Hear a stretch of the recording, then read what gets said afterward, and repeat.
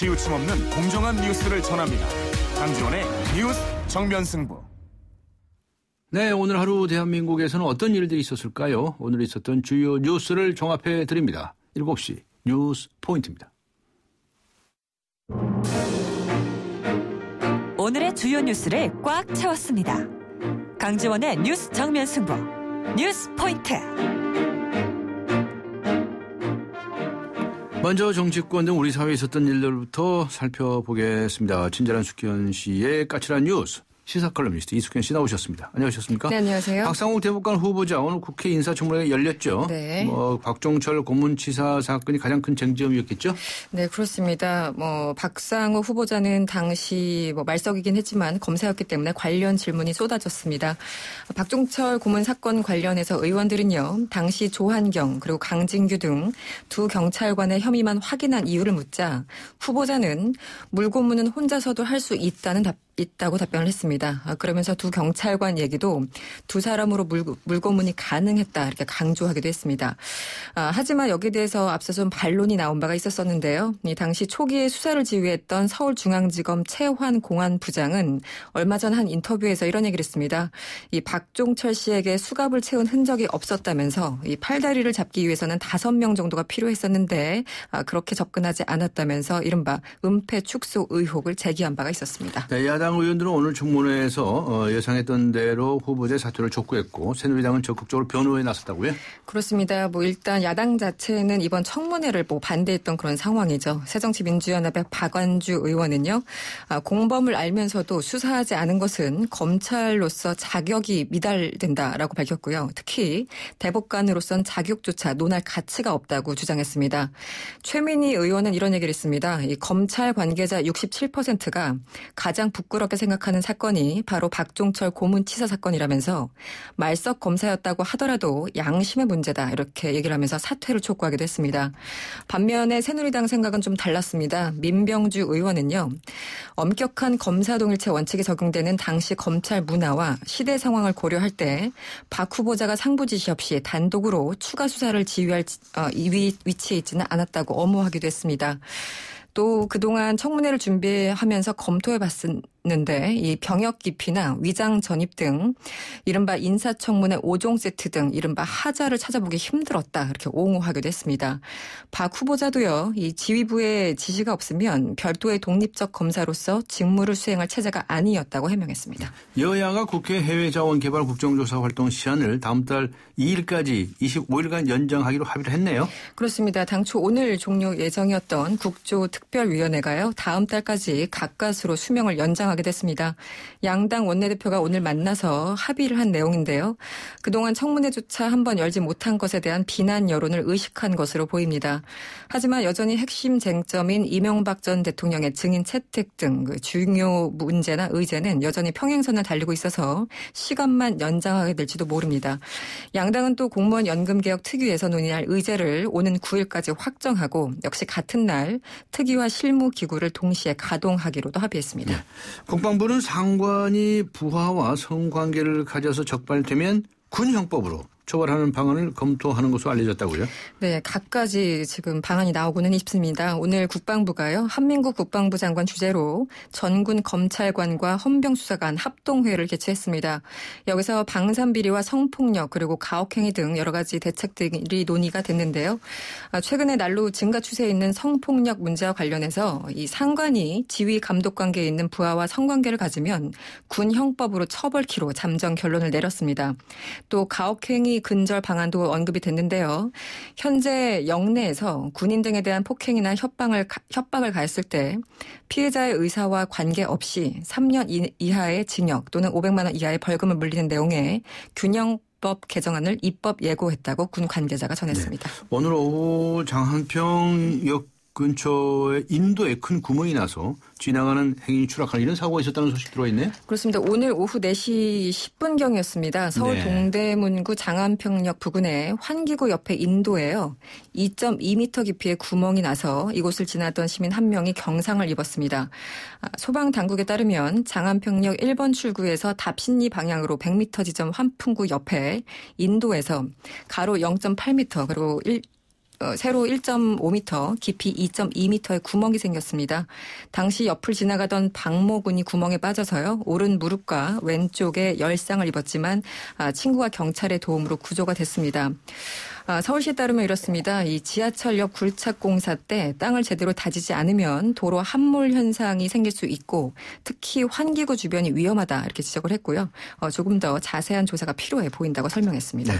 검찰이 오늘 포스코와 중간재 거래를 하는 코스틸이라는 회사를 전격 압수수색했다고요? 그렇습니다. 서울중앙지검 특수 2부는요. 오늘 서울 동대문구에 있는 코스틸의 지주회사인 코스틸 홀딩스 사무실 그리고 포항 공장은 물론이고 코스틸 박재천 회장의 자택까지 포함해서 10여 곳을 압수수색한 것으로 전해졌습니다. 네.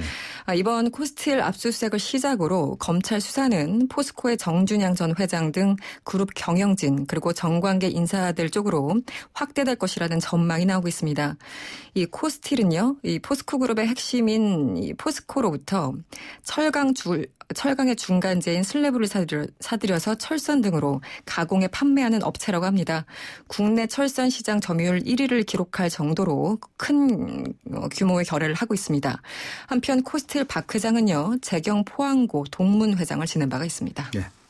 박근혜 대통령 풍자 그림으로 논란이 있었던 그 홍성담 작가. 네. 홍 작가가 운송회사로부터 작품의 운송을 거부당했다는 소식인데 이건 무슨 이야기입니까? 네, 지난해 광주 비엔날레 출품작으로 4월 5월이라는 작품을 그려서 주목을 받은 홍성담 작가 아마 기억하시는 분들 계실 겁니다. 이번 달 독일에서 열리는 전시회에 참여하기 위해서 작품 10여 점을 보내려고 했으나 관련 업체들이 운송을 갑자기 거부한 것으로 알려져서 논란이 일고 있습니다. 홍 화백은 얼마 전 갑자기 운송 거부 통보를 전화로 받았는데요. 알고 봤더니 해당 회사에서 중역회의가 열렸고 바로 이 회의에서 이 작품들을 운송했다가는 회사가 파산당할 처지에 놓일 수도 있다. 그렇게 해서 이같이 결정을 했다고 전했습니다. 박 대통령을 허수아비로 그렸던 4월 5월은 국내에서 여러 가지 논란이 있었는데요. 지난해 11월 미국의 외교 전문지죠. 포린 폴리시는 세계를 뒤흔든 사상가 100인 중 한 명으로 홍성담 화백을 선정한 바가 있습니다. 네, 수고하셨습니다. 고맙습니다. 네, 지금까지 시사 컬럼니스트 이숙현 씨였습니다.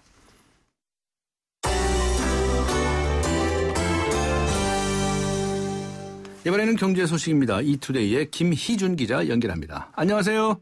안녕하십니까. 네, 오늘 정부가 연말정산 보완 대책을 발표했죠. 네, 어떤 내용이었습니까? 네. 기획재정부가 오늘 여당과의 합의를 거쳐 발표한 연말정산 보완 대책은 2013년 세법 개정으로 연소득 5,500만 원 이하 근로자의 세부담이 늘어난 부분을 해소하는 데 초점이 맞춰졌습니다. 주요 내용으로는 근로소득세액 공제 산출세액 중 기준액을 올려 세부담을 줄였고요. 셋째 아이부터 1인당 20만 원이던 자녀세액 공제 또한 30만 원으로 올렸습니다. 출산 입양 공제의 경우 장녀 한 명당 30만 원의 세액 공제가 신설됐고요. 연금저축 세액 공제율도 5,500만 원 이하 연봉자에 한해 15%로 인상됐습니다. 싱글세 논란을 가져온 표준세액 공제 금액도 12만 원에서 13만 원으로 올렸습니다. 정부는 이번 보완 대책으로 근로소득자 541만 명이 총 4,227억 원의 세금 부담을 덜게 됐다고 보고 있습니다.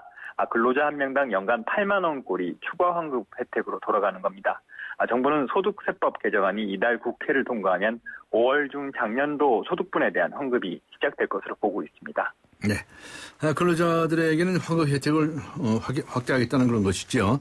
그런데 그 대신에 정부 보조 사업은 대폭 감축하는 방안도 함께 나왔는데요. 어떤 내용입니까? 오늘 발표된 예산안 편성 지침 등에 따르면 정부는 재정적인 어려움에 대응하기 위해서 재원대분 합리성 등을 골자로 한 3대 전략을 발표했습니다. 네. 가장 큰 골자는 각 부처가 소관 보조 사업 수를 일괄적으로 10% 줄여 내년도 예산안에 반영해야 한다는 점인데요. 이를 위해 각 부처는 자체적으로 보조 사업 운영 성과를 평가해 다른 사업과 통합하거나 폐지해야 합니다. 또 국가재정 사업에 대해서는 기존의 사업을 없앨 경우에 1:1 대응 방식으로 신규 사업을 추진할 수 있게 한 방식을 도입할 방침입니다. 이 밖에 복잡한 지방교부세도 단순화하는 등 지자체 재정 건전화에도 주력한다는 계획입니다. 정부는 절감한 예산으로 맞춤형 복지와 연구개발 지원, 남북철도 연결계획 등 시급한 정책 현안에 집중 투자할 방침입니다. 네, 정부가 불필요한 재정 지출을 집중적으로 줄이려는 이유가 여기에 있을 것 같은데요. 작년 국가부채가 93조 원이나 늘었다면서요. 네, 정부가 오늘 발표한 2014년도 회계연도 국가결산에 따르면 지난해 공무원과 군인연금 충당부채를 포함한 광의의 국가부채가 1,200조 원대를 넘어선 것으로 나타났습니다. 공무원과 군인이 받아갈 연금이 늘어나고 확장적 재정정책으로 지출이 커지면서 지난해에 비해 국가빚이 93조 원 늘어난 셈입니다. 실제로 공무원 군인연금의 미래지출 예상하기엔 지난해 공무원 군인연금 충당부채는 643조 6천억 원으로 전년보다 47조 3천억 원 증가했습니다. 이 같은 이유로 세입 증가율이 지출 증가율을 따라잡지 못하면서 정부의 관리 재정 수지가 악화돼 2008년 금융위기 이후 적자폭이 가장 많이 늘어난 것으로 나타났습니다. 네. 때문에 지난해 국민 1인당 국가채무는 1,052만 원이 됐습니다. 또 국내 총생산 대비 국가채무 비율은 35.7%로 전년보다 1.4%포인트 올랐습니다. 전문가들은 장기적으로 저출산 고령화나 복지재정 증가 추세 등을 감안해 지금부터 국가재정을 더 철저하게 관리할 필요가 있다고 제언하고 있습니다. 네.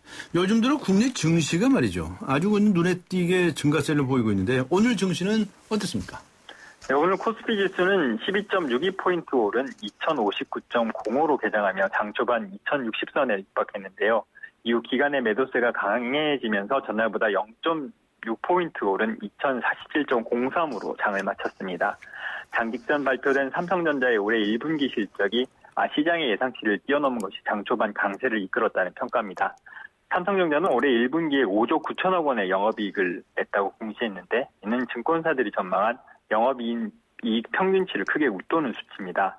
하지만 자산운용사를 중심으로 기관이 매도폭을 늘리면서 초반 상승세 대부분을 후반에서 내준 양상이 됐습니다.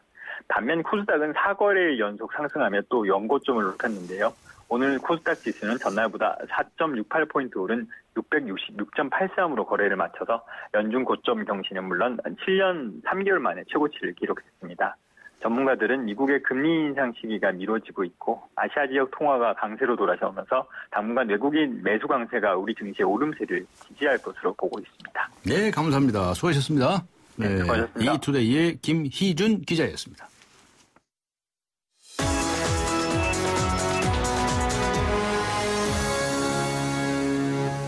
이번에는 나라 밖으로 가보겠습니다. 오늘 하루 동안 세계에서는 어떤 일들이 있었을까요? 월드포인트 YTN 국제부의 신호 기자 연결합니다. 안녕하세요.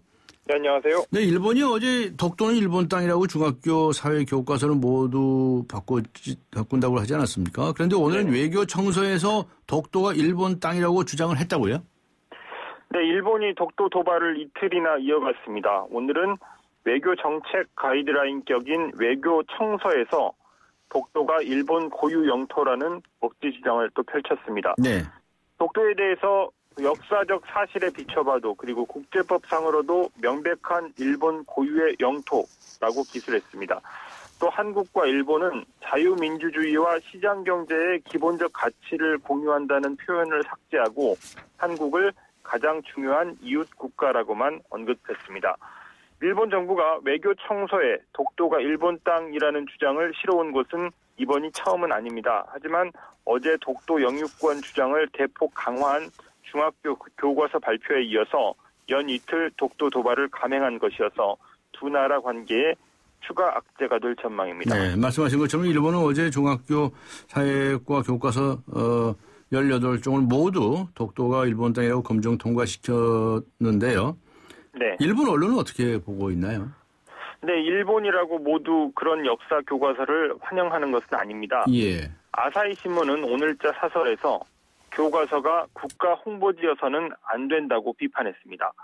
아베 정권이 교과서에 일본 정부의 생각을 쓰도록 요구했다면서 이렇게 하면 학생들은 왜 영토를 두고 다투는지 알 수 없고 또 무엇이 필요한지 생각할 수도 없다고 논평했습니다. 마이니치 신문도 공인된 기술을 학생에게 암기시키는 것이 교육의 목적은 아니라고 정부 방침을 비판했습니다. 하지만 보수지인 요미우리와 산케이 신문은 모든 교과서가 독도를 일본 고유의 영토라고 명기한 것은 큰 진전이라며 검정 결과를 적극 지지했습니다. 네. 이슬람 급진 무장 세력이죠. IS. 네. IS가 장악했던 이라크 티크리트에서 이라크군 1,700여 명이 묻힌 것으로 추정이 되는 아주 거대한 무덤이 발견됐다는 소식이 들어와 있네요. 네, 시신 1,700구가 다 발견된 것은 아니고요. 예. 그 정도로 추정된다는 뜻입니다. 예. 이라크군이 IS한테서 티크리트를 탈환한 게 지난달 31일인데요. 일주일 만에 거대 무덤이 12곳이나 발견됐습니다. 네. IS가 본부로 쓰던 사담 후세인 전 이라크 대통령 궁 안에서도 무덤이 여러 곳 나왔습니다. IS는 지난해 이라크군을 무더기로 끌고 가는 사진을 트위터에 올리면서 1,700명을 처형했다고 주장한 적이 있습니다. 네. 이라크 당국은 이번에 발견된 시신들이 당시 IS에 의해 희생된 군인들인 것으로 추정하고 있습니다. 생존자들은 IS가 시아파인지 수니파인지를 확인하고서는 시아파 포로들을 잔인하게 처형했다고 주장했습니다. 이라크군은 지난해 IS에 빼앗겼던 티크리트를 9달여 만에 지난달 31일 탈환했습니다. 더 큰 피해를 막으려면 IS를 하루빨리 격퇴해야 할 텐데 티크리트 탈환의 여세를 이어가지는 못하고 있습니다. 이라크 제2의 도시 모술과 그리고 수도 바그다드 인근 안바르를 사이에 두고 미군과의 이견으로 다음 공격 목표를 정하지 못하고 있다고 외신들은 전했습니다. 네. 며칠 전 바다에서 표류하다 66일 만에 구조된 한 미국인 남성의 사연이 화제가 됐었는데요. 이게 거짓말이라는 논란에 휩싸여 있다고요? 네, 그런 의심을 받고 있습니다. 네. 미국 언론을 중심으로 루이스 조던 씨의 기적 같은 이야기에 대해 의문이 제기되고 있습니다. 이 워싱턴 포스트는 구조 관계자와 전문가 등을 인용해서 대서양에서 구조된 조던 씨가 2달 동안이나 바다에서 표류하다가 극적으로 살아 돌아온 사람이라고 보기에는 너무 건강했다고 보도했습니다. 구조대 관계자 등은 조던이 배가 뒤집혔을 때 어깨가 부러졌다고 주장했는데 발견됐을 당시 배낭을 메고 있었고 다쳤다고 볼 만한 증상도 없었다고 지적했습니다. 네. 또 빗물을 마시고 물고기로 연명해서 23kg이나 빠졌다고 말했지만 구조 헬기에서 내릴 때 전혀 주의 도움 없이 걸어 나왔고 그리고 화상이나 탈수 증세도 보이지 않았던 점도 의심스럽다고 분석했습니다. 조던은 지난 1월 26일 낚시를 하러 바다로 나간 뒤 실종됐다가 66일 지난 2일 그 노스캐롤라이나주 해안에서 322km 정도 떨어진 해역에서 독일 유조선에 발견됐습니다. 네. 자신에 대한 의혹의 시선이 있자 여기에 대해서는 어깨를 다쳤지만 나았다면서 자신을 아는 사람들은 진실이라는 것을 알고 있다고 해명했습니다. 네, 고맙습니다. 수고하셨습니다. 네. YTN 국제부의 신호 기자였습니다.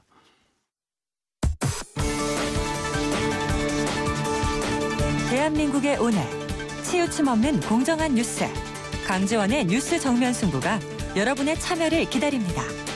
짧은 문자 50원, 긴 문자 100원에 휴대전화 메시지 샵 0945와 YTN 라디오 어플리케이션 예스 게시판에 소중한 의견을 남겨주세요. 참여해주신 분들 중 추첨을 통해 정통 시사주간지 주간경향, 아시아 전문 월간지 매거진앤 구독권을 드립니다.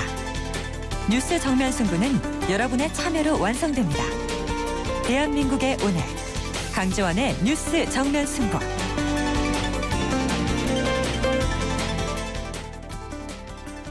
여야 의원 158명이 오늘 세월호 선체의 온전한 인양을 촉구하는 결의안을 국회에 제출했습니다. 세월호 인양에 대한 논의가 활발해지고 있는 가운데 어제 세월호 유가족들이 해양수산부 장관을 직접 만났는데요. 유가족들의 입장 들어보겠습니다. 전명성 세월호 가족협의회 운영위원장 연결합니다. 안녕하세요. 네, 안녕하십니까. 네, 어제 유기준 해양수산부 장관 만나셨죠? 네. 비공개 면담이었는데 어떤 얘기들을 하셨습니까? 이미 많이 얘기된 것처럼 특별한 내용이 있었던 부분은 아니었었고요. 네. 면담 자리가 이제 개최가 됐고, 4월 16일 이전에 추가로 별도로 이제 또 한번 면담 자리를 갖기로 한 정도가 아마 성과였다고 생각이 듭니다. 네. 어제 만나셔서 유가족 측에서는 어떤 이야기를 하셨는데요? 저희 내용은 딱, 기존에 여야 원내대표 다 전달한 내용대로, 예. 저희는 지금 현재 해수부의 입법 예고된 시행령안을 이제 폐기할 것과 예. 세월호 인양에 대한 부분을 확답을 하고 네. 그 두 가지 내용이 지켜지기 이전에 배 보상에 대한 네. 그 부분은 지금 진행 절차를 중단하라는 그런 요구 사항입니다. 네, 그런 말씀을 전하셨죠. 일단 네. 해수부 장관에게. 네, 네. 예, 얘기를 전했는데 답은 뭐라고 하던가요? 답을 예. 사실상 지금까지 저희 이런 지금 대통령께도 예. 또 여야 원내대표 그다음에 뭐 국무총리실 다 이렇게 전담했던 부분인데 예. 지금 해수부 장관이 그걸 답변할 사항은 아니었었죠. 예. 그러니까 원론적인 본인의 얘기를 할 뿐이지. 네. 뭐 충분히 검토하고 뭐 지금 인터뷰에 나와 있던 것처럼 여론에 대한 부분 이렇게 공론화해서 합리적으로 대응하겠다라는 부분이었고요. 네. 해수부 장관이 본인이 그런 뭐 의사결정을 할 부분은 아닌 거 아니겠습니까? 네. 뭐 거의 원론적인 얘기였다라고 얘기 드리고 싶습니다. 네. 그럼 4월 16일 이전에 또 다시 만난다고 약속하셨다는데요. 그때는 또 무슨 얘기를 더 구체적으로 들으실 수 있으실 것 같은 기대를 하시나요? 유기준 장관을 만나는 부분은 예.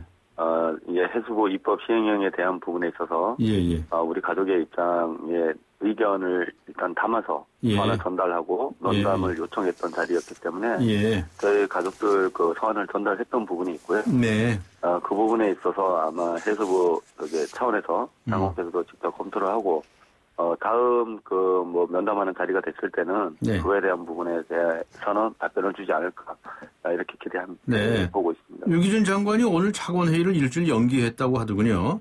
그러면서 이 시행령 안에 관해서 뭐 이제 더 검토를 한다고 한다는 소식이 들어와 있는데요. 하여튼 좀 이 시행령 안에 대해서도 뭐 좀 고칠 건 고치고 어떻게 해보겠다는 그런 말을 하긴 했습니까? 장관이? 그런 부분은 충분히 검토하겠다는 얘기를 한 부분이지. 충분히 검토하겠다. 말겠다 부분이 아니고요. 네. 다시 한번 얘기 드리지만 지금 그 내용 한 문항 자체를 뭐 고쳐도 될 부분은 아니다라고 저희 가족들은 지금 정확하게 입장을 전달낸 부분이고 뭐 차관 회의를 미뤘다는 부분에 있어서도 그 일정이 미뤄지고 그런 부분이 중요한 게 아니라 그 내용이 중요한 것이겠죠. 알겠습니다. 자, 그러면 그 내용 중에 어떤 점이 잘못됐다고 생각하시기 때문에 철회하라고 주장을 하시는 건지 간단히 말씀하실 수 있습니까, 지금? 뭐 간단히 얘기해서 뭐 어떤 부분 하나를 뺄 부분이 아니라 저희가 이제 뭐 기자회견을 통해서도 뭐 여러 번 얘기했지만 지금 해수부 내에서 준비했던 입법 예고된 시행령안을 보면 사실은 뭐 한 가지를 고쳐도 될 부분은 아니다. 이거는 진짜 이제 폐기해야 될 수준이라고 얘기한 부분이 전체가 다 바꿔져야 된다. 문제는 뭐 정부가 조사한 것에 대한 뭐 검증 수준으로 지금 축소가 돼 있는 부분과 조사 대상이 뭐 사무처에 그렇죠. 인력과 예산도 축소돼 있고 사무처의 이제 주요 직책을 관리하는 게 사실은 정부 파견 뭐 공무원들이 다 장악하도록 이렇게 돼 있는 부분 아닙니까? 그러니까 조사 대상이 되는 기관의 공무원들이 국제의를 이렇게 사실상 통제하는 부분으로 좀 맞춰져 있는 것 같다.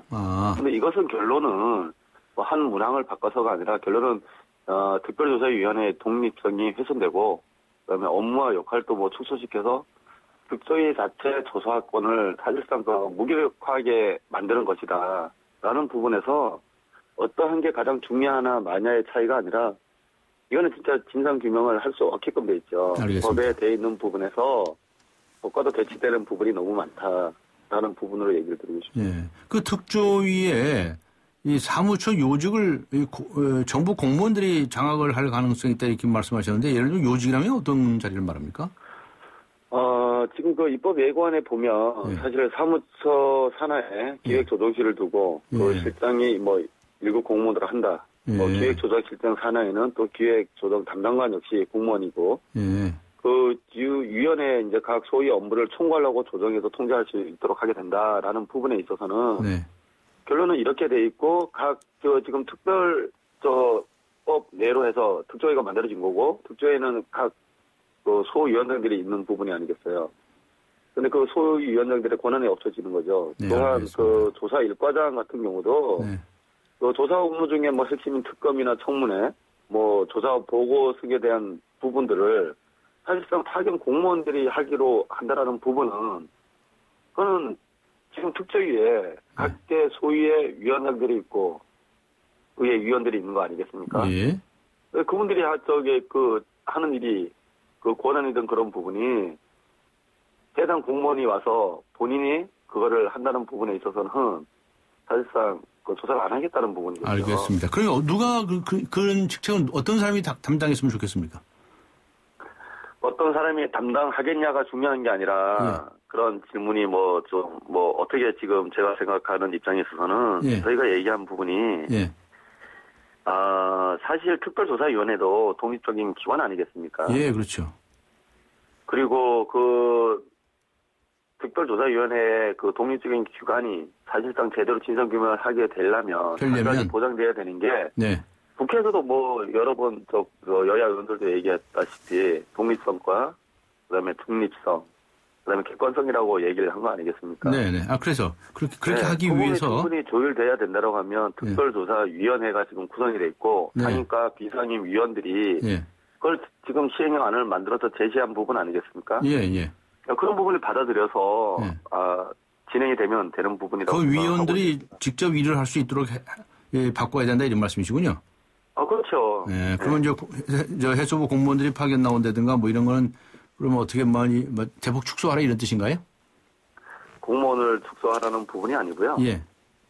지금 그 공무원이든 그 비율에 대한 부분도 사실 해수부에서 저희 설명회를 갖출 때나 얘기가 됐던 사항입니다. 네. 7대3 구도나 6대4 구도. 라고 사실은 얘기가 돼 있었던 부분인데. 그 현재 지금 좀 얘기가 좀 많이 지난 얘기지만. 지금 인원에 대한 부분을 다시 언급하고자 하면. 그 특별법 내에 120명이라고 이미 규정이 돼서 법안이 통과된 거 아니겠습니까? 근데 인원이 많다 적다를 지금 얘기하는 부분도 바람직한 것 같지는 않다.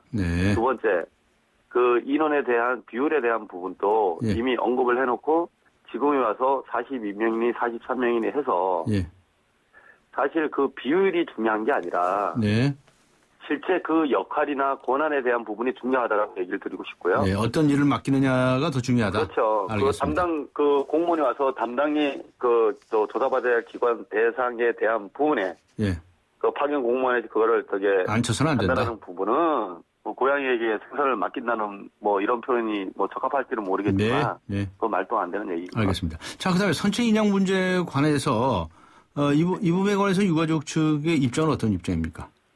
그 선체 인양은 이미 약속을 한 부분이 있죠. 약속을 하고 항상 안 지키는 게 지금 현재까지는 이제 대한민국 국가 내에서는 정부에서는 지금 그 약속을 좀 이행을 안 하고 있는 것 같은데 그 선체 인양도 실종자 가족들의 수습의 마지막 방법이다라고 얘기를 했습니다. 그 동절기에 그 수중 수색이 좀 어렵다라고 해서 사실상 그 인양 부분에 대한 결정을 하게 된 부분이고 그 부분에 있어서도 5월 26일이나 전년도 지금 현재 자료나 좀 파악해본 바로 따르면 큰 차이 없습니다. 그래서 인양도 사실은 실종자 한 명까지 끝까지 찾아주겠다는 약속이고 또한 인양이 결론은 수중수색이 지금 중단됐을 때 최후의 수단 방법이다라고 얘기를 했으면 그 인양은 반드시 통째로 인양하고 그 첫 번째로 그래서 알겠습니다. 실종자 가족들은 수습을 해야 되겠죠. 윤기준 장관이 무슨 여론조사 이야기를 했었는데 그 얘기 들으셨죠? 그 점에 대해서는 어떻게 생각하십니까? 그저께 아마 TV조선 인터뷰를 저도 접했었는데 그 여론조사라고 하는 부분에 있어서는 제 표현이 맞는지는 모르겠지만 이미 여론조사도 이미 초나 지금 현재 요번에 그 여론조사 제가 아마 한국일보를 본 것 같고요. 거기에 보면 지금 국민의 77%가 인양에 찬성한다. 연초에 그 갤럽 조사 때는 아마 제가 61%로 기억을 하고 있습니다. 근데 이런 국민들의 여론이 중요한 게 아니라 제가 생각하고 이제 드리고 싶은 얘기는 사실 국민들한테 그걸 공론화해서 정부가 국민들한테 그게 물을 게 아니라 국가 정부 차원에서 외려 그 부분에 있어서는 거꾸로 이런 검토를 마치고 인양을 하겠다라는 부분을 얘기를 해야지 국민에게 그게 의사를 묻고 국민에게 책임을 증가시키는 그런 좀 바람직한 게 아닌 거 아닌가. 알겠습니다. 국가의 역할로 좀 해주셨으면 하는 부분입니다. 시간이 다 돼가지고요. 여기서 마쳐야 되겠습니다. 고맙습니다. 감사합니다. 감사합니다. 지금까지 세월호 가족협의회 운영위원장이시죠. 전명선 위원장이었습니다. 지금 시각은 7시 29분을 가리키고 있습니다. 이 시각 교통 상황 알아보겠습니다. 박화영 캐스터입니다. 네, 뉴스 정면 승부 교통정보입니다. 바람이 불면서 더 쌀쌀해지고 차도 많습니다. 열악한 퇴근길 강 주변 도로는 강 서쪽으로 이동량이 많은데요. 강변북로 일산으로 들어가는 길 반포대교에서 가양대교까지 길게 밀리고요. 올림픽대로 공항 쪽으로는 그 정체 구간보다는 좀 짧습니다. 동호대교에서 한강대교까지 강변북로보다는 정체 구간이 짧은 편이고요. 하남 쪽으로는 많이 풀렸는데 동호대교에서 청담대교까지는 가다서다 하고 있습니다. 내부 순환로도 성수동 쪽으로 아직 정체가 좀 길게 되고 있습니다. 성산램프 이전부터 정릉터널까지 밀리고 있고요. 바로 옆으로 북부간선도로는 외곽에서 도심 쪽으로 하월곡동을 가까이 하면서 밀려나가고 있습니다. 청계천로 광교 방향으로 청계 상가와 이가 사이 추돌사고 있어서 현재 2차로가 막혀 있습니다. 고속도로 위로는 정체가 조금씩 줄어가고 있는데요. 경부고속도로 서울 쪽으로 판교에서 판교 분기점, 양재에서 한남대교 사이로 1시간 전부터 교통량이 줄었고요. 경인고속도로 서울 쪽으로도 이제는 부천에서 신월까지만 밀립니다. 강지원의 뉴스 정면 승부 교통정보였습니다.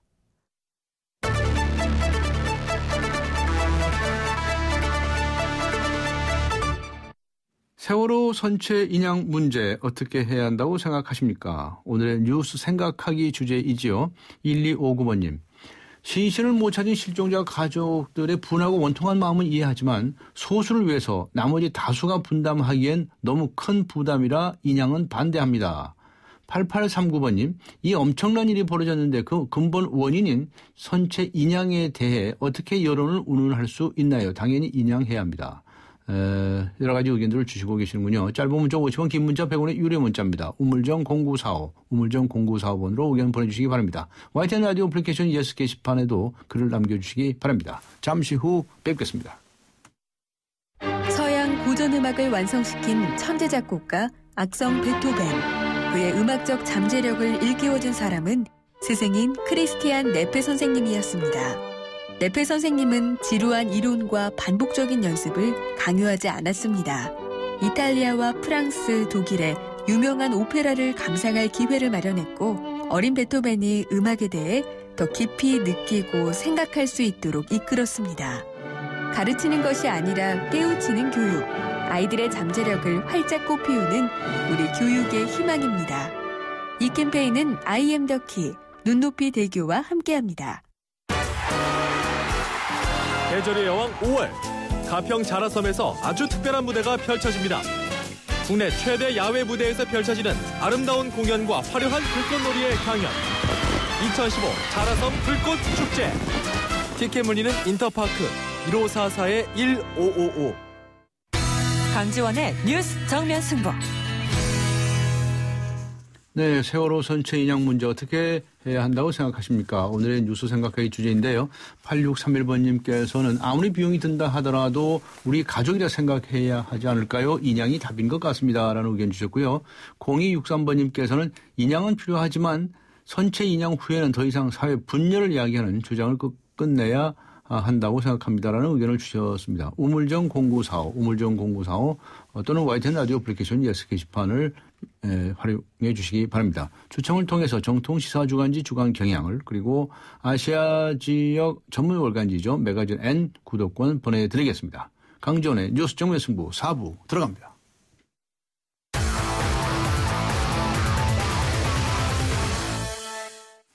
네. 스포츠 소식 알아보고 가겠습니다. 스포츠 포인트 중앙일보의 박린 기자 연결합니다. 안녕하세요.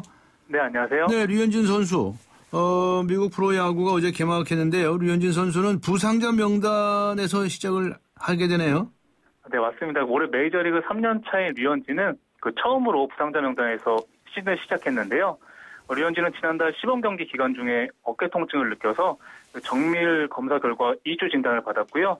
15일짜리 부상자 명단이 3월 28일에 소급 적용돼서 류현진은 이번 달 12일 이후에 복귀가 가능하고요. 내일부터 캐치볼, 불펜 피치 등 단계를 밟아서 복귀를 준비합니다. 다저스는 오늘 샌디에이고와 개막전에서는 3대3으로 맞선 8회에 이적생 롤린스의 3점 홈런으로 6대3으로 승리했습니다. 네, 텍사스의 추신수 선수는 어떻습니까? 명예 회복에 나섭니까? 네, 그 텍사스 추신수는 지난해 8월에 왼쪽 팔꿈치, 9월에 왼쪽 발목 수술을 받아서 일찌감치 시즌을 접고 재활에 매진했고요. 네. 이번 시범 경기에서 타율 2할 5리를 기록했는데요. 추신수는 2013년 겨울에 자유계약 선수로 7년간 약 1,400억 원의 그 초특급 계약을 맺었지만 그 몸값에 걸맞는 활약을 펼치지 못했는데요.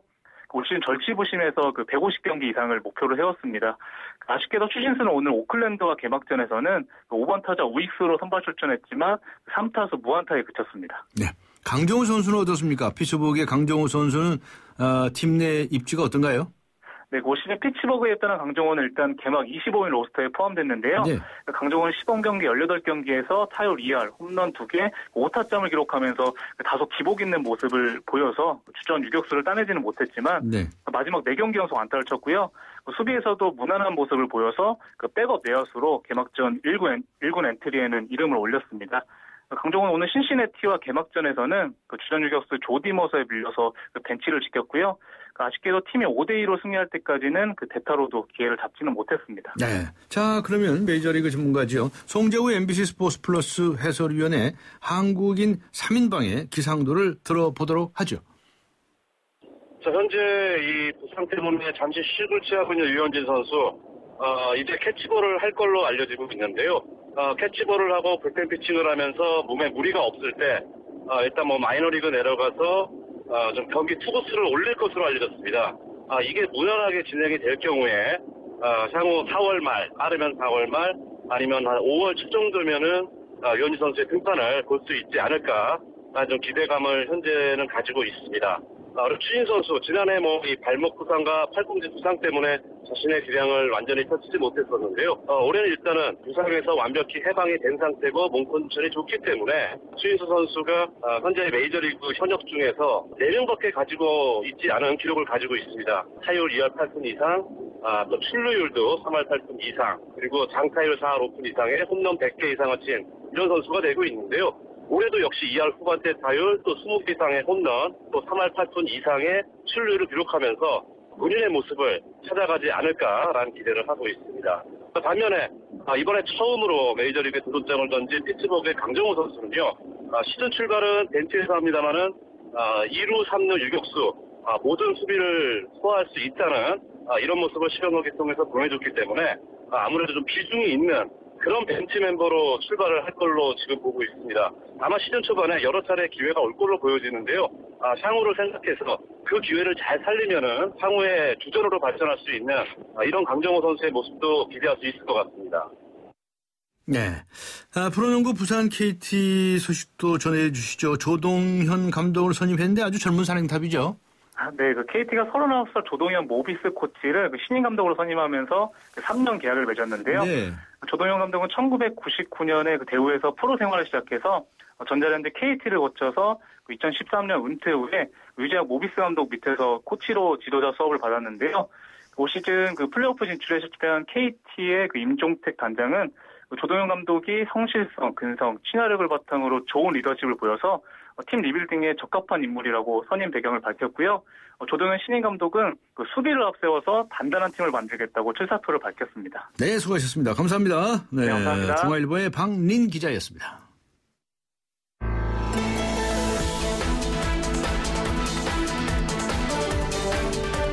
세상을 바꾸는 정면 승부.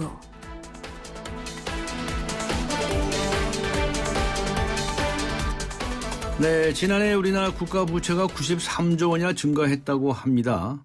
경기는 나아질 기미가 조금 보이는 것 같지만 수출길은 꽉 막혀 있다고 하기도 하고요.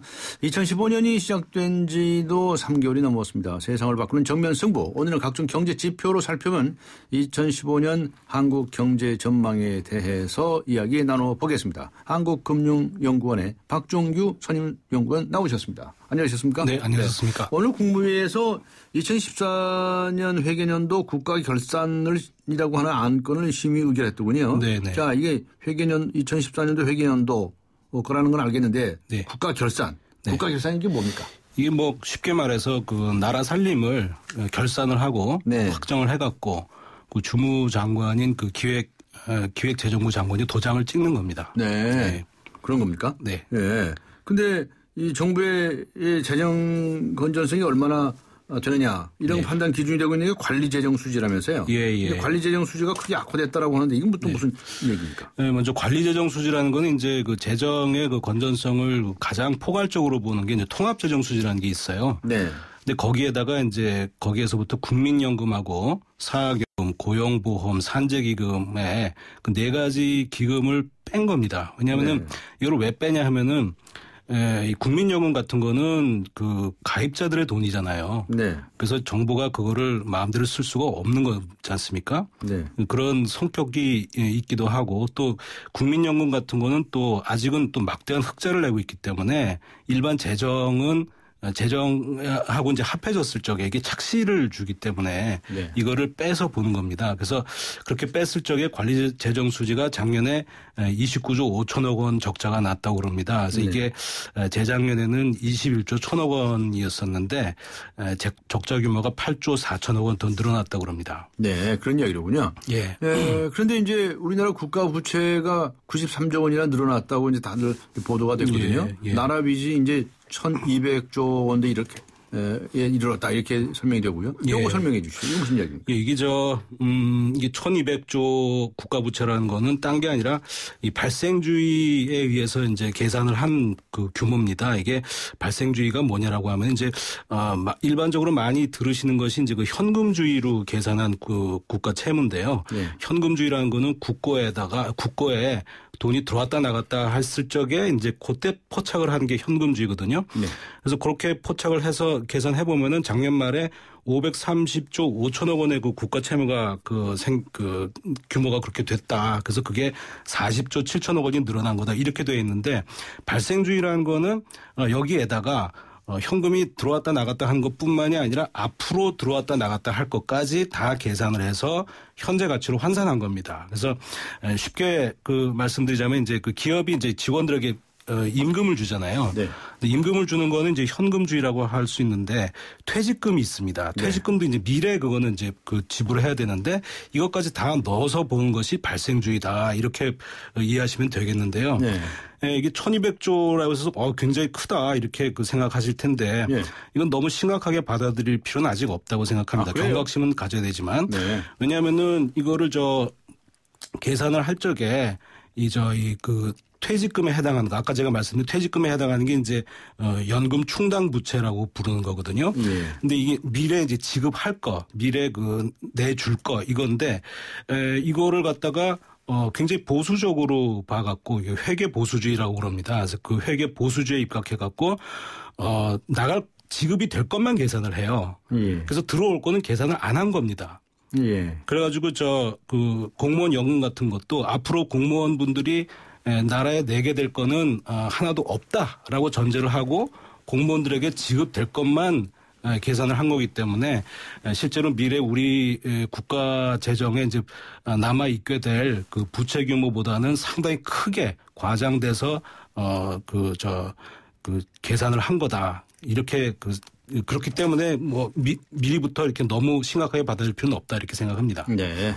이렇게 나라 빚이 늘어난 건데요. 그 주요 원인은 무엇으로 바뀌었습니까? 먼저 아까 90조 원 정도가 이제 그 부채가 늘어났다고 그랬는데 그거 한 절반 정도가 국가 채무 자체가 늘어났기 때문에 기본적으로 들어오는 것보다 많이 썼기 때문에 그런 거죠. 그게 한 40조 7천억 정도 되고요. 그다음에 아까 말씀드린 그 공무원 연금하고 군인 연금의 그 충당 부채가 한 47조 정도 늘었다 이렇게 돼 있습니다. 근데 사실 이게 그 발생주의로 하는 이유가 너무 현금주의로 하다 보니까 미래에 발생하게 될 우리 재정 여건을 충분히 반영하지 못한다는 이유로 이제 이렇게 재작년부터 발표하기 시작한 건데요. 그런 취지라면은 국민연금을 발생주의로 해갖고 집어넣어야 되는데 국민연금의 충당 부채 이거를 집어넣어야 되거든요. 그 규모도 훨씬 크고요. 공무원연금이나 군인연금보다도요. 근데 국민연금의 충당 부채는 또 안 들어가 있어요. 그래서 그게 좀 발생주의 취지에 맞춰서 정확하게 부합해 갖고 계산된 그런 규모는 아니다라는 말씀을 드리고 싶습니다. 네. 자, 그런데 이제 경기는 네. 그래도 조금씩 완만하게 나아진 거 아니냐 하는 얘기들도 나오고 있지 않습니까? 예. 한국개발연구원이 최근에 발표한 이 경제 동향 보고서 같으면 그래도 비교적 긍정적인 전망을 내놓고 있지 않습니까? 예. 한국개발연구원이 경기 회복세가 아직은 미약하지만 성장세를 지속하고 있다. 이러한 그 얘기를 했습니다. 예. 그러면서 이제 또 그 설비 투자, 특히 이제 건설 투자가 금년에는 조금 더 나아지지 않겠나 이런 기대를 하고 있더라고요. 그뿐만 아니라 이제 정부에서는 이제 그 자산 시장, 그 주식이나 그 부동산, 전세가 분양 시장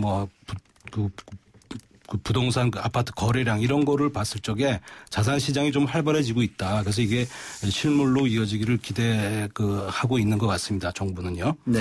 그래서 뭐 전반적으로 그나마 만족스럽지는 못하지만 그래도 한 걸음 나아가고 있다 이렇게 보여집니다. 네. 이 삼성전자의 경우에 네. 분기 영업이익이 6조 원에 육박했다고 이렇게 발표가 됐죠? 네, 그렇습니다. 뭐 좋은 소식입니까? 그럼요. 그 영업이익이라는 거는 그 기업 몫의 부가가치에 해당하거든요. 네. 기업 활동으로 이제 임금도 주고 이자도 갚고 이익을 남기고 이런 것이 다 부가가치입니다. 그래서 삼성전자가 예상이 5조 4천억 정도 예상이 됐다 그래요. 근데 예상보다 한 3천억 정도 더 많게 이익이 났다고 하니까 뭐 삼성전자를 위해서도 좋고 국민 경제를 위해서도 바람직한 일이다 이렇게 생각합니다. 그런데 기업들이 이 투자를 적극적으로 할 것 같습니까?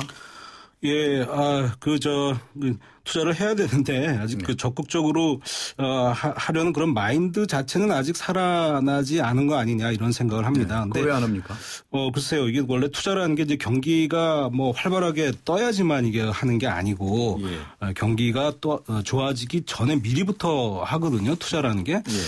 그래갖고 이제 경제를 이끌어 나가는데 아직 그런 모습을 아직 보여주지 못하고 있습니다. 네. 근데 수출 경기도 별로 좋지 않다. 네. 이런 얘기를 다른 데도 아니고 코트라에서 하지 않았습니까? 예. 코트라에서 조사한 거는 설문조사 같아요. 그래서 뭐 50 미만이면은 비관적이고 50을 넘으면은 낙관적이다 이런 기준을 가지고 이제 수출 기업의 심리 지수 같은 거를 이제 그 조사를 했던 것 같습니다. 네. 거기서 이제 50을 밑돌았다 그래요. 처음에 6년 만에 처음으로. 그래서 이게 그러나 이제 이게 실제 수출하고 얼만큼 이게 잘 설명을 하는지 이거는 검증된 바가 아직 없다고 봅니다. 그래서 그 검증된 거가 이제 OECD 선행지수라는 게 있습니다. 그걸 보면은 작년 8월부터 금년 1월까지 나온 건데 쭉 꾸준하게 그래서 조금씩 좋아지고 있는 걸로 봐서 아직은 그렇게 수출 전망에 대해서 비관할 필요가 없긴 하지만 그래도 코트라가 3월 중에 조사를 했다고 그러니까 가장 최근 시점에서 이제 우리나라 수출 기업들이 좀 미래를 좀 불투명하게 본다고 하니까 이것도 좀 유념해서 봐야 될 부분이다 이렇게 봅니다. 그렇게 보는 시각이 있다고 한다면 그게 이제 대중국 수출 부진 때문일까요? 그게 크지 싶습니다. 이게 중국이 이제 옛날에는 뭐 10%씩 성장을 하던 경제 아니겠습니까? 그래서 8% 이상은 반드시 해야 된다. 이렇게까지 얘기를 했었는데 지금은 뭐 작년에 7점 몇 %, 금년은 7.0%를 이제 목표로 하고 있습니다. 그래서 조금씩 성장률이 좀 둔화되고 있는 모습인데요. 뿐만이 아니라 중국에서 그 중간재 같은 걸 우리나라에서 이제 많이 수입을 해갔었는데 이제는 자기네들 실력이 이제 나아지니까 수입을 자꾸 줄이고 자체 조달을 하기 시작했다고 합니다. 그래서 성장률 자체가 둔화되는 것도 안 좋고 또 자기네들이 스스로 만드니까 우리가 수출을 해야 될 입지는 점점 여지가 없어지고 있다고 그렇게 평가가 되고 있습니다. 네. 자, 그런데 금융 쪽을 좀 보죠. 금융통화위원회가 9일에 열리는데 성장률 전망치는 좀 하향 조정할 거라는 얘기가 나오던데 추가 금리 인하가 있지 않겠느냐는 또 얘기도 나오고 있지 않습니까? 한국은행이 작년 요맘때는 금년 성장률을 4.2%로 봤었습니다. 4.2%. 근데 그게 자꾸 쭉쭉 내려가 갖고 금년 들어서 이제 1월 달에 3.4%로 이제 하향 조정을 했거든요. 네, 근데 이제 1, 2월 2월 그 경기 실적을 보니까 1월 달에 예상한 것보다도 좀 안 좋다. 이래가지고 한 3.0 내외로 낮추지 않겠느냐 이렇게들 많이 보고 있는데요. 네. 저는 3.0까지는 아니고 그보다 조금 덜 하향 조정한 거 한 3% 초반으로 미조정하지 않을까 이렇게 생각합니다. 근데 이제 금리 인하 얘기인데 금리 인하는 이제 이번 달에 또 하겠느냐 그 가능성은 뭐 거의 없다고 봅니다. 왜냐하면은 이번 달에 또 한다 그러면은 지난달에 해서 연거푸 하는 거기 때문에 그건 상당히 이례적인 거고요. 그 자체가 상당히 우리 경제가 안 좋다는 시그널이 될 수 있기 때문에 이번 달에는 그냥 넘어가지 않겠느냐 이렇게 보는데요. 이 금리 인하 목적이 이제 경기 부양도 있지만 물가를 이제 마이너스가 되지 않게끔 유지하려는 그런 목적도 있는데 좀 물가 측면을 보면은 하반기가 되면 유가가 그 물가를 내리는 그 요인도 점점 약화가 될 거고요. 그리고 또 지방 정부들에서 이제 교통요금, 수도세 인상 같은 거가 이제 그 예고되어 있기 때문에 물가가 하반기가 되면은 한 1%대 초중반으로 다시 올라올 거다 이렇게 그 보고들이 있습니다. 물가가 지금 현재 3월 달에는 0.4까지 내려가 있는데 이것이 하반기가 되면 점점 올라간다는 뜻이죠. 그래서 물가를 보더라도 금리를 이제 낮출 필요가 없다. 쓸데없이 자꾸 금리를 낮추다 보면은 유동성 함정이라는 거에다가 제발로 유동성 함정으로 걸어가는 꼴이 된다 이렇게 생각을 합니다. 네. 그런데 이제 이 서민 주거비 부담 완화 방안이라는 걸 국토부에서 발표하지 않습니까? 네. 거기는 그 전월세 대출금리 인하 부분이 있어요. 네.